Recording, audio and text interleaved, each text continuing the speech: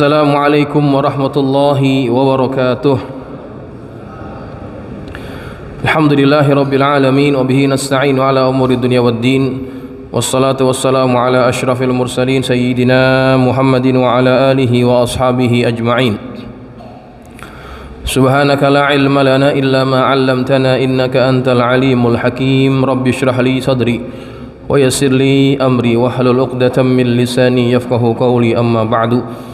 Fa inna asdaqal hadithi kitabullahi ta'ala wa khairal hadi hadi Muhammadin sallallahu alaihi wasallam, syarrul umuri muhdatsatuha wa kullu muhdatsatin bid'ah wa kullu bid'atin dhalalah wa kullu dhalalatin finnar.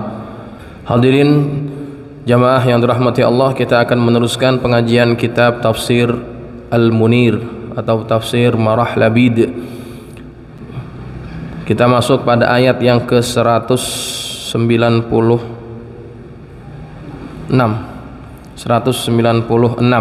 ya. Kita masuk pembahasan mengenai aturan-aturan berkaitan tentang haji dan umrah ya.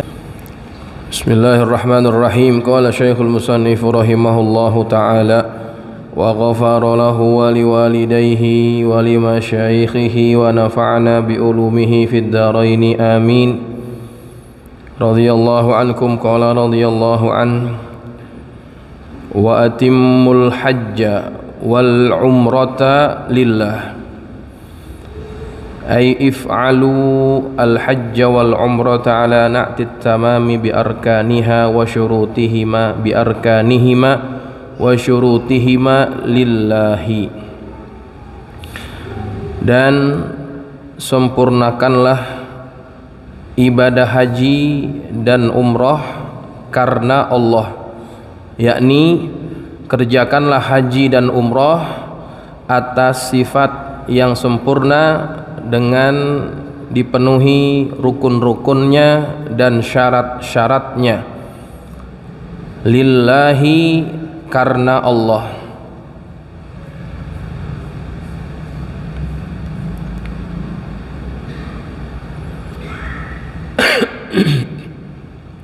Bi an takhallasuhuma, atau bisa dibaca bi an tukhlisuhuma, bisa dibaca dua ya.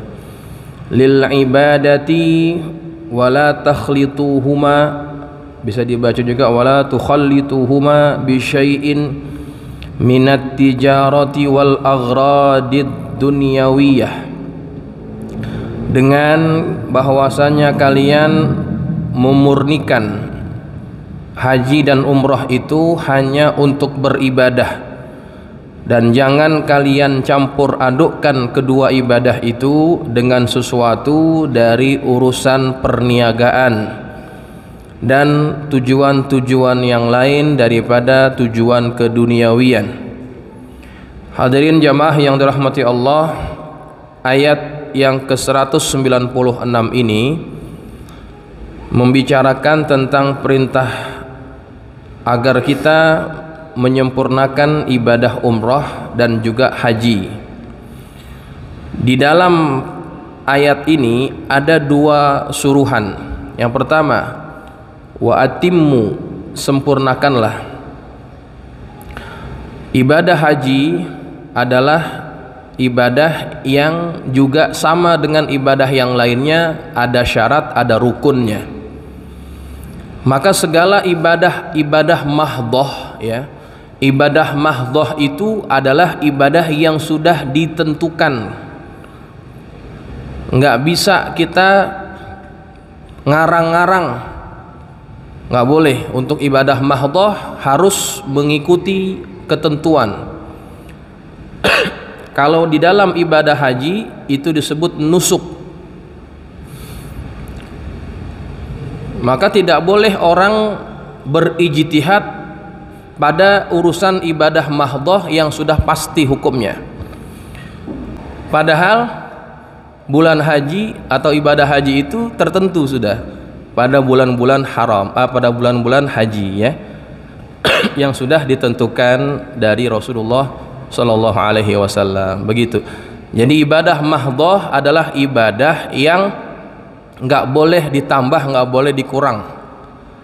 Makanya kata Allah, wa atimmul hajja wal umrata, sempurnakanlah ibadah haji dan umrah. Kalau dalam perkara sholat, Allah nggak gunakan perkataan wa atimmu, tapi aqimu, ya, aqimus sholah. Maknanya sama, yakni disuruh untuk menyempurnakan segala-gala yang sudah ditentukan. Itu suruhan pertama. Kemudian yang kedua, dalam ayat ini ada suruhan dari Allah agar selain sempurna, harus ibadah itu hanya karena Allah, bukan karena yang lainnya.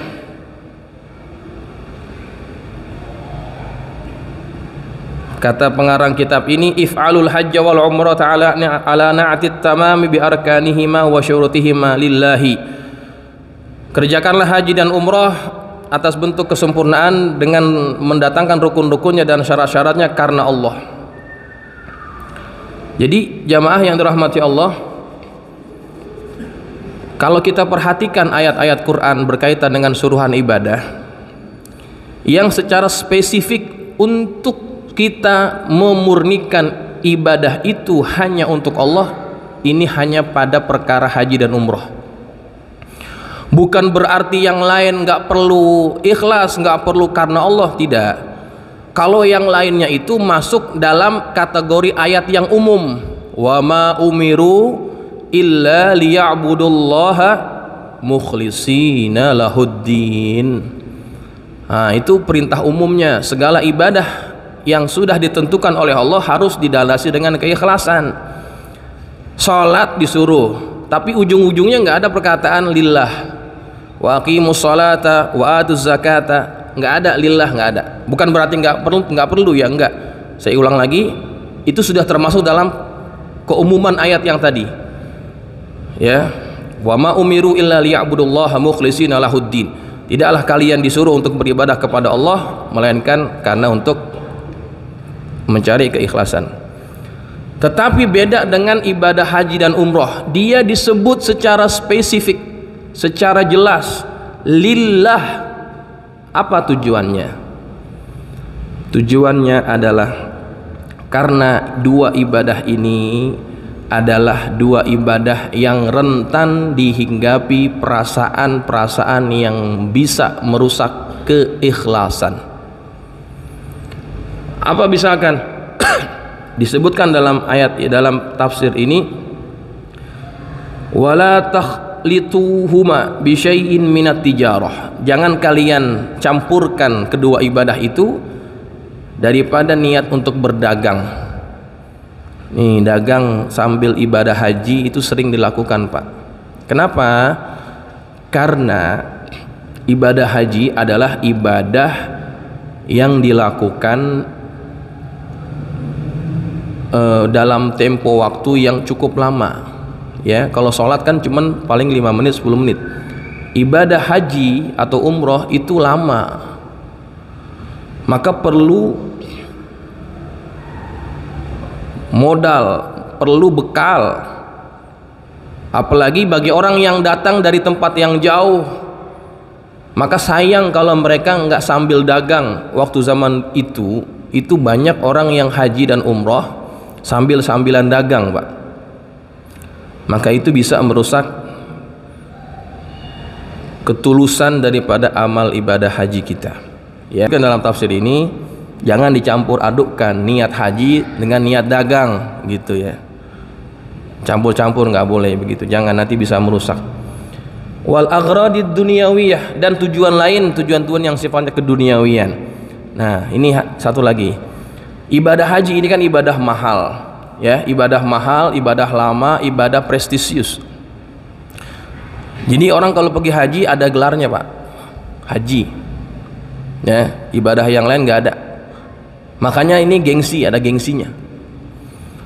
Makanya banyak orang dihinggapi perasaan-perasaan yang bisa merusak keikhlasan.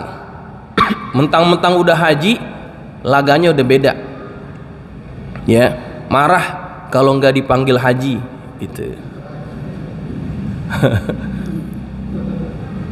Marah itu.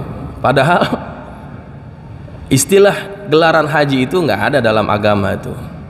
Ya, itu kerjaan Belanda aja.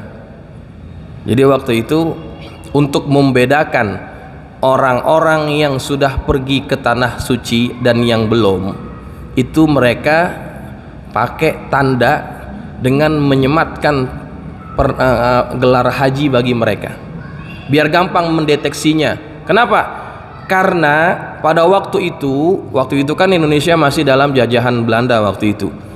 Belanda merasa kerepotan setiap kali orang-orang pulang haji, pulang kemari jadi pejuang. Pulang haji kemari-kemari jadi lawan Belanda. Nah, ini untuk mengidentifikasi siapa-siapa saja yang pernah pergi ke sana dikasih gelar. Jadi orang-orang yang pergi haji dikumpulin dulu satu pulau. Pulau namanya Pulau Onrus. Di kawasan Pulau Seribu itu dikumpulin di situ. Itu namanya kalau zaman sekarang kan embarkasi ya. Pondok Gede. Dulu waktu itu tempat dikumpulkannya jamaah haji di Pulau Onrus itu. Kan naik kapal ya. Dikumpulin dulu di situ di data. Yang pulang dikasih gelar haji, biar gampang deteksinya. Begitu, ya. Jadi jangan merasa bahwa kalau kita sudah pergi haji ibadahnya mahal, kemudian kita merasa lebih daripada orang lain. Nggak boleh. Karena apa? Wa atimul hajja wal umrata lillah. Sempurnakanlah ibadah haji dan umroh hanya karena Allah, bukan karena yang lain. Apalagi karena ingin disebut sebagai haji. Ya, untung umroh nggak ada gelarnya. Kalau umroh ada gelarnya gimana manggilnya coba? Haji kecil. Haji kecil. Ya. Kemudian seterusnya, fa in uhsirtum ay mana'tum an itmamihima ba'du. Maka jika kalian terkepung oleh musuh, ay mana'tum an itmamihima, kalian terhalang daripada menyempurnakan haji dan umrah itu setelahnya, famastaisara minal hadi, maka sembelihlah hadiyu atau sembelihan yang mudah bagi kalian. Ai fa'alaikum idza aradtumut tahallula ma tayassara minal hadi min badanatin aw baqaratin aw syatin litarkil harami wadhbahuha haitsu uhsirtum fi hallin aw haramin. Maka hendaknya kalian apabila ingin bertahallul, keluar daripada keadaan ihram itu, maka hendaknya kalian menyembelih apa-apa yang mudah kalian dapati daripada hewan sembelian, min badanatin, daripada unta. Badanah ini adalah unta yang gemuk ya. Au baqarah atau sapi, au syatin atau kambing, litarkil harami, untuk meninggalkan ihram. Wadhbahuha, dan sembelihlah, haitsu uhsirtum fi hallin aw haramin, di mana saja kalian terkepung, kalian terhalang, baik itu di tanah halal atau di tanah haram. Ya. Nah, jadi ketika kita dihalang daripada pergi haji, kita boleh bertahallul. Ingat ya, kalau orang sudah ihram, dia nggak akan keluar daripada ihramnya sebelum dia tahallul. Makanya hati-hati Pak, Bu, kalau kita umroh jangan lupa tahallul. Ini habis umroh haji dia lupa habis sudah selesai dia pergi ke mall nyobain minyak wangi. Ya kan haram tuh ya, kalau orang masih ihram kan nggak boleh pakai minyak wangi apa semuanya. Nah dia baru ingat, oh iya saya belum tahallul. Nah berarti dia melanggar itu. Orang kalau dalam keadaan ihram gak akan keluar daripada ihramnya itu sebelum dia tahallul. Ya, tahallul bagaimana caranya? Tahallul adalah dengan cara kita memotong bahagian daripada rambut kita, dan kita niat juga tahallul di situ, ya. Jadi jangan sampai lupa gitu ya. Nah, pada zaman Nabi itu pernah dihalang untuk masuk melaksanakan umroh pada tahun ke-6, yakni dihalang di Hudaybiyah. Hudaybiyah itu tanah halal atau tanah haram itu? Itu tanah halal ya. Hudaybiyah belum masuk tanah haram, dia masih tanah halal. Nabi dihalang, nggak boleh masuk. Maka turunlah ayat ini, Nabi disuruh atau boleh untuk menyembelih binatang sebagai bentuk tahallul. Kenapa tahallulnya dengan menyembelih binatang juga? Karena Nabi tidak menyempurnakan, ya, menyempurnakan umrohnya. Umroh kan cuma 2 ya, pekerjaan umroh kan cuma 2 ya. Apaan itu? Tawaf sama sa'i, ya kan? Kalau umroh kan cuma 2 selain ihram, ya. Nah, Nabi waktu itu mau umroh, udah niat ihram daripada Bir Ali, kemudian dihalangi, nggak bisa mengerjakan, ya. Tentunya Nabi diharuskan untuk bertahallul, tapi kan nggak sempurna ibadah umrohnya. Maka untuk menutupi ketidaksempurnaan umroh itu dibayarkan apa namanya? Dam, ya, ganti rugi ataupun gantian dari ketidaksempurnaan umroh tadi, ya. Diganti dengan apa? Dengan menyembelih binatang, baik sapi, unta ataupun kambing. Pilih salah satunya. Begitu.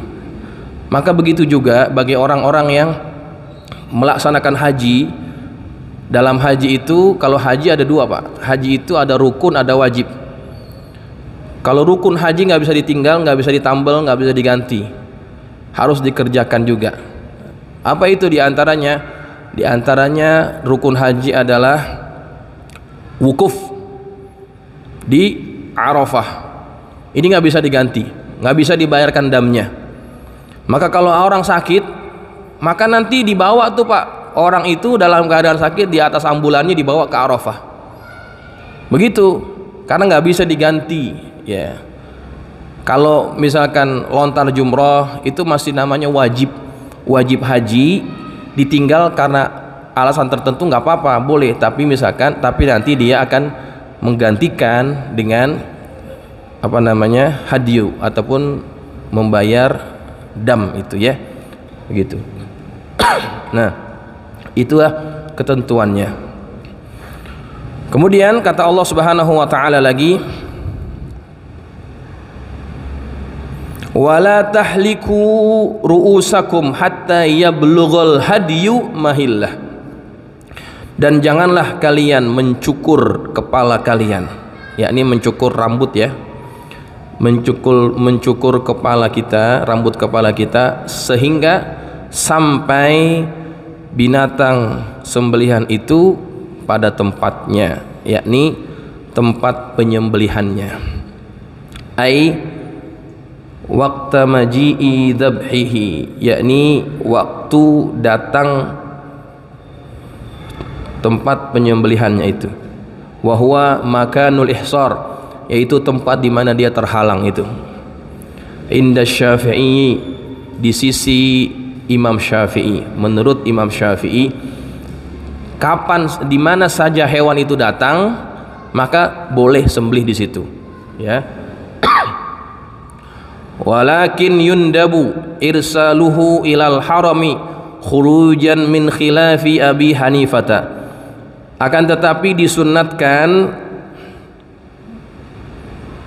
menyampaikan atau mengutuskan hewan itu ke tanah haram, ya, khurujan min khilaf, karena keluar daripada perbedaan pendapat dengan Imam Abu Hanifah. Kalau menurut Imam Abu Hanifah, motong kambing ataupun motong hadiyu tadi itu harus dikerjakan di tanah haram, nggak boleh di tanah halal. Kalau kata Imam Syafi'i, nggak apa-apa nyembelih hewannya di luar tanah halal, di luar tanah haram, nggak apa-apa. Cuma disunnatkan, dianjurkan menyembelihnya di tanah haram. Jadi dikirim lagi, dibawa itu hewannya ke tanah haram untuk disembelih, ya begitu. Jadi disunatkan begitu, khurujan min khilaf, kita keluar daripada pertentangan, ya. Al khuruju minal khilaf, kaidahnya al khuruju minal khilaf mustahab, kita keluar daripada perbedaan pendapat itu adalah dianjurkan, ya. Kalau masih bisa disamakan, samakan gitu, ya. Fa idza zabahtum fa ahliku, apabila sudah disembelih maka cukurlah. Wa yajibu niyat at-tahalluli inda dzibhi wal halqi wa bihima yahsulul khuruj minan nusuki, dan wajib niat tahallul ketika menyembelih dan ketika mencukur. Jadi ketika menyembelih niat tahallul, dan ketika nyukur juga niatnya tahallul. Wabihima, dan dengan melakukan dua perkara itu, yahsulul khuruja minan nusuki, maka dia mendapatkan faedah keluar daripada nusuk, ibadah haji ataupun umroh, ya. Qala Syafi'i, berkata al-Imam Syafi'i, kullu ma wajaba 'alal muhrimi fi malihi la yujzi'u illa fil harami limasakini ahli. Setiap yang wajib ke atas orang yang ihram pada hartanya maka tidak memadai, tidak mencukupi, melainkan diberikan kepada orang-orang miskin yang berada di tanah haram, ya. Jadi kalau kita membayar fidyah ataupun menyembelih hewan tadi itu, maka wajib diberikan kepada orang-orang yang tinggal di tanah haram, begitu, ya. Orang-orang yang tinggal di tanah haram. Illa fi nau'aini, melainkan pada dua macam keadaan. Ahaduhuma, yang pertama, keadaan pertama, mansa kohadian, orang yang membawa hewan sembelihan itu, fa'ataba fi tariqihi, kemudian hewannya ini mogok, nggak mau jalan, udah didorong-dorong nggak mau jalan, ya. Fayadzbahuhu, maka kemudian dia boleh menyembelihnya. Wa yukhalliya bainahu wa bainal masakin, dan dia bisa membagikan binatang sembelihan itu di antara kaum masakin, orang-orang miskin. Keadaan pertama, kalau hewannya emang nggak mau jalan, mogok. Ini mungkin nggak pakai kendaraan kali, ya, masih didorong-dorong. Kalau sekarang mogok kita naikin aja ke truk, ya, nggak ada urusan. Kalau zaman dulu kan nggak ada truk, nggak ada apa. Jadi kalau hewan nggak mau jalan, bagaimana caranya? Ya udah potong aja di situ, gitu. Tapi bagiannya kepada masakin yang tinggal di tanah haram. Wathanihima, yang kedua, keadaan yang kedua di mana boleh membagikan miskin di luar tanah haram, ya. Maaf, tadi itu maksudnya dibagikan miskin yang ada di sekitar situ. Keadaan pertama kalau hewannya nggak mau jalan, mogok. Wathanihima damul muhsir bil adwi, yaitu dam muhsir, dam bagi orang yang terhalang, bil adwi, karena adanya musuh. Fa innahu yadhbahu haitsu habasa, haitsu hubisa, bisa begitu. Maka dia menyembelih hewan itu di mana saja dia terhalang. Lianna hadzal dama innama wajaba liizalatil khaufi, karena bahwasanya dam itu wajib karena untuk menghilangkan rasa takut. Wa zawalul khaufi innama yahsulu idza qadara alaihi haitsu uhsira, dan hilangnya rasa takut itu dapat diperoleh apabila dia mampu melakukannya di mana saja dia tertahan. Jadi kalau misalkan dia nggak boleh masuk, ditahan, Padahal bukan di tanah haram, maka sembelih di situ, bagi kepada orang-orang miskin di situ, gitu ya. Nabi kan nggak boleh masuk ke tanah haram, ya. Nabi potong kambingnya di situ, di Hudaybiyah, dibagi-bagi di situ juga, karena nggak boleh masuk. Nah, keadaan yang seperti itu boleh, ya. Keadaan seperti itu boleh, ya. Jamaah yang dirahmati Allah, sudah masuk waktu Isya. Kita akan sambung lagi pada minggu yang akan datang. Inti daripada bahasan kita hari ini adalah kita hendaknya memurnikan ibadah, terutama pada dua ibadah ini, ibadah haji dan ibadah umrah. Sebab jangan sampai ibadah yang mahal, yang memerlukan banyak pengorbanan harta kita, waktu kita, tenaga kita habiskan itu semuanya, kemudian dia tidak bernilai sama sekali karena ada niat-niat yang tidak ikhlas, ya. Kalau nungguin haji mungkin agak lama, yang agak mungkin sedikit adalah umroh, ya. Kalau nunggu haji di Jakarta itu 25 tahun lah, ataupun mungkin 30, saya tidak pasti. Sudah lebih daripada 20 tahun. Kalau daftar sekarang, tungguin 20 tahun lagi. Jadi kalau ikut urutan agak lama, ya. Walaupun kalau Allah berkehendak bisa saja. Cuman yang agak mungkin, ya, yang lebih bisa terjangkau adalah umroh. Umroh sekarang itu tidak murah. Umroh rata-rata 27, 28, paling murah 25. Itu pun hotelnya jauh, Pak. Hotelnya jauh. Mahal nggak itu? Mahal. Jadi jangan sampai ibadah yang mahal ini rusak dengan sebab ketidakikhlasan kita dalam menjalankannya, ya. Jadi mudah-mudahan Allah mudahkan kita untuk melaksanakan ibadah haji dan umrah. Kita ngaji begini, kita punya niat, kita pengen amalin, ya. Kita pengen amalin apa yang kita dapat. Niatin aja, Pak. Ya Allah, saya sudah ngaji tentang haji dan umrah, mudahkan saya untuk melaksanakannya. Insya Allah nanti Allah mudahkan, ya. Jadi tujuan ngaji itu biar kita bisa amalin. Waktu itu minggu yang lalu saya mengajar di Rawamangun, membahas tentang kehalalan dua bangkai.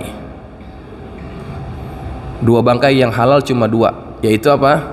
Al-jarad wal hud, belalang dan ikan. Dua bangkai yang halal, nggak perlu disembelih, makan boleh. Itu hadis jarang mungkin orang yang ngamalin. Makan apaan? Makan belalang. Ada nggak sini yang makan belalang? Nggak ada kan? Nanti saya bawain. Kemarin habis ngaji, Pak, saya bilang saya nggak pernah makan belalang ini, nggak tahu saya rasanya. Ada yang nyeletuk, enak Pak Ustadz. Loh, enak. Kalau begitu bawain dah kemarin. Dibawain, Pak. Dibawain belalangnya, belalang goreng crispy. Nah, kita belajar, kemudian kita amalin. Nah, itu yang bagus. Akhirnya saya makan juga itu belalang. Niatnya ngapain? Niatnya ngamalin ilmu, ngamalin hadis, ya. Enak, Pak.